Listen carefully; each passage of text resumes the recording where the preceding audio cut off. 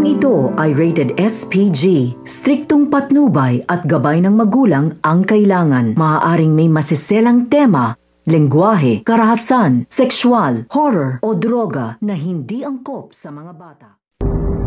Nung magkaroon nga ng eberya dito nga sa Quiapo ay agad na rumusponde itong grupo nito ni Tanggol. At sabi nga nito ni Olivia ay pagkakataon na nga daw ito upang magamit sa kanilang pagtakbo. At agad namang nagpapapansin itong si Olivia sa mga press dahil na nandito nga siya sa bulo na nangyayari nga sa Quiapo. Ngunit hindi nga siya inintindi ng mga press at si Tanggol nga ang tinutukan ng mga kamera.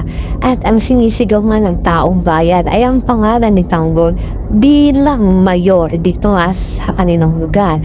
At nang makita nga nito ni Ramon ay ninais na yan na mayor nga ang itakbo nito na kanyang anak na si Tanggol. At sabi nga ni Olivia ay hindi nga raw siya makapapayag dahil na mas matagal nga daw siya sa serbisyo.